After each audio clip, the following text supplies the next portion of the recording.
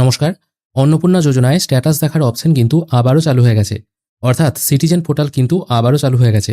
এই পোর্টাল থেকে আপনারা যেমন এবার স্ট্যাটাস দেখতে পারবেন, তার সাথে কোনো যদি আপনার অভিযোগ থাকে সেটাও জানাতে পারবেন। এই টোটাল প্রসেসটা আজকের ভিডিওতে আমরা দেখে নেব। এই জন্য সবার আগে socialregistry.wb.gov.in মানে যেখান থেকে আপনারা অন্নপূর্ণা যোজনায় অনলাইনে আবেদন করতেন সেই পোর্টালে চলে আসবেন।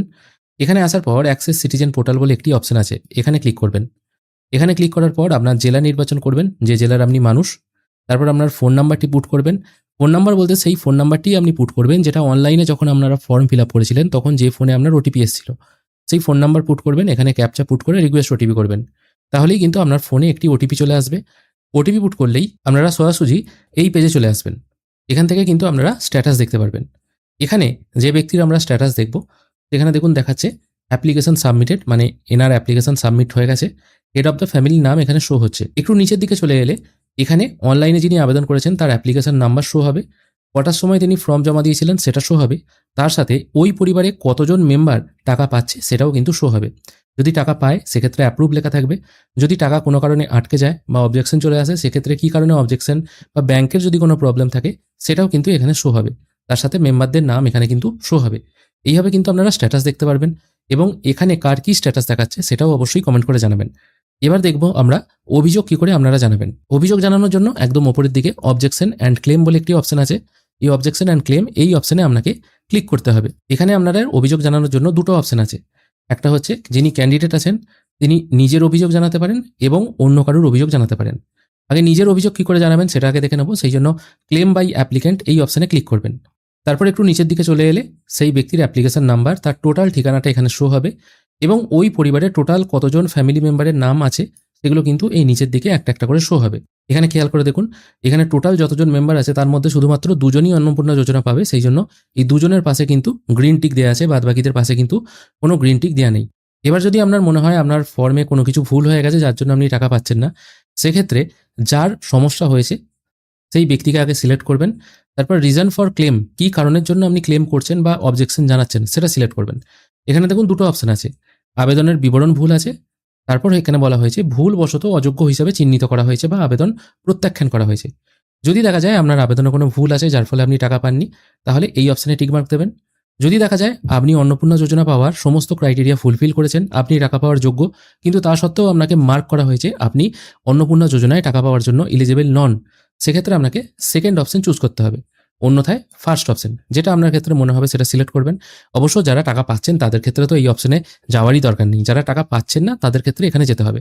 অথবা দেখা যেতে পারে একজন ফ্যামিলি মেম্বার হয়তো টাকা পাচ্ছে আর একজন হয়তো পাচ্ছে না, সেক্ষেত্রে কিন্তু ওই যে ফ্যামিলি মেম্বার পাচ্ছে না তাকে সিলেক্ট করে আপনাকে মেনশন করতে হবে কী কারণে ভুল। তারপর আপনার মন্তব্য লিখতে হবে যে আপনি সব কিছু ফুলফিল করেছেন, অন্নপূর্ণা যোজনার সব শর্ত মেনেছেন, তা সত্ত্বেও আপনাকে টাকা দেওয়া হয়নি, সেটা এখানে আপনি বিস্তারিতভাবে লিখে দেবেন। তারপর দাবি সমর্থনের নথি। দাবি সমর্থনের নথি বলতে আপনার ভোটার কার্ড, আধার কার্ড, এই সমস্ত তথ্যগুলো কিন্তু এখানে আপলোড করতে হবে 50 থেকে 200 কেবির মধ্যে। আপনার পিডিএফ অথবা জেপিইজি ফরম্যাটে এগুলো আপলোড করে দিয়ে সাবমিট করলেই আপনার ক্লেম সাবমিট হয়ে যাবে। ক্লেম একবার সাবমিট হয়ে গেলে ট্র্যাক ক্লেম এই অপশানে ক্লিক করে আপনাদের ক্লেম কতদূর এগোলো, মানে আদৌ আপনি যে ক্লেম করেছেন সেটা কাজ হচ্ছে কিনা সেটা কিন্তু স্ট্যাটাসটা দেখতে পারবেন চেক করে। এবার দেখা গেল আপনার ফ্যামিলি নয়, হয়তো অন্য কোনো ব্যক্তি, সে হয়তো টাকা পাওয়ার যোগ্য নয়, তা সত্ত্বেও সে টাকা পাচ্ছে, তাহলে আপনি তার বিরুদ্ধেও অভিযোগ জানাতে পারবেন। সেক্ষেত্রে অবজেকশন এগেনস্ট সামওয়ান এই অপশানে ক্লিক করবেন।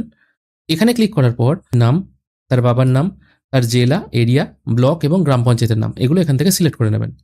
সিলেক্ট করে নেওয়ার পর সেই ব্যক্তির অ্যাপ্লিকেশন নাম্বারটা এখানে দিতে হবে। যেমন ধরুন আমি এখানে একটা অ্যাপ্লিকেশন নাম্বার পুট করে সার্চ করছি, সার্চ করার সঙ্গে সঙ্গে সেই ব্যক্তির ঠিকানা এবং ওই পরিবারে কতজন মেম্বার টাকা পাচ্ছে সেটা শো হবে। যদি মনে হয় এই যে দুজন টাকা পাচ্ছে এই পরিবারে, এরা টাকা পাওয়ার যোগ্য নয়, তাহলে সেই ব্যক্তিকে সিলেক্ট করবেন। তারপর একটু নিচের দিকে চলে এসে এখানে মেনশন করতে হবে আপনার আপত্তির কারণটা কী কারণে তাদের টাকা পাওয়া উচিত নয়। প্রথমে বলা হচ্ছে তিনি পশ্চিমবঙ্গের বাসিন্দা নন, এরকম যদি আপনার চোখের সামনে কেউ টাকা পাচ্ছে দেখা যান, তাহলে আপনি এখান থেকে কিন্তু তার বিরুদ্ধে অবজেকশন জানাতে পারবেন। এখানে 4টে অপশন আছে, কেউ যদি পশ্চিমবঙ্গের বাসিন্দা না হয়ে থাকেন তার এগেনস্টে অবজেকশন জানাতে পারবেন। তার বয়স হয়তো 25 থেকে 60-এর মধ্যে নয়, 25-এর কম তাও টাকা পাচ্ছে, অথবা 60-এর বেশি তাও টাকা পাচ্ছে, সেটাও অবজেকশন জানানো যেতে পারে। তাছাড়া তিনি হয়তো কোনো সরকারি কাজের সাথে যুক্ত, বা এই যে নিচে যে অপশনগুলো দেওয়া আছে এরকম কোনো প্রতিষ্ঠানের সাথে যুক্ত, এক্ষেত্রেও তিনি হয়তো টাকা পাচ্ছেন, তাও আপনি অবজেকশন জানাতে পারেন। এবং সেই ব্যক্তি হয়তো আয়কর দেন, তাহলেও অবজেকশন জানানো যেতে পারে। এখানে মোটামুটি 4টে অপশন আছে। এবার এছাড়াও যদি আরও কিছু মনে হয় সেক্ষেত্রে আপনি আপনার মন্তব্য লিখতে পারেন এবং আপনার প্রয়োজনীয় নথি এখানে আপলোড করে সাবমিট করলেই কিন্তু তার বিরুদ্ধে অবজেকশন জানানো যাবে। এখানে বলে রাখি, অবজেকশন এগেনস্ট সামওয়ান এটা মানে হচ্ছে আপনি অন্য লোকের বিরুদ্ধে অবজেকশন জানাচ্ছেন, আর ক্লেম বাই অ্যাপ্লিক্যান্ট এটা মানে হচ্ছে আপনি নিজের সম্পর্কিত অভিযোগ জানাচ্ছেন, মানে আপনি হয়তো টাকা পাওয়ার যোগ্য তাও পাননি, সেক্ষেত্রে এটা করবেন। আর যদি আপনি টাকা পেয়ে থাকেন তাহলে এই অপশন দুটোতে হাত না দেওয়াই ভালো। আশা করি আপনারা জিনিসটা বুঝতে পারলেন, এই অবজেকশন এবং ক্লেমের ব্যাপারটা কি করে এইটা করবেন। যদিও এটা 20 তারিখে চালু হওয়ার কথা ছিল, কিন্তু আজকেই চালু হয়ে গেছে, সেটা খুবই ভালো খবর। এবং যারা টাকা পাচ্ছেন না অবশ্যই কিন্তু অভিযোগ জানান। আজকের ভিডিও এখানেই শেষ করছি। ভিডিও যদি ভালো লেগে থাকে অবশ্যই একটি লাইক করবেন। ভিডিও দেখার জন্য অসংখ্য ধন্যবাদ। ভালো থাকবেন।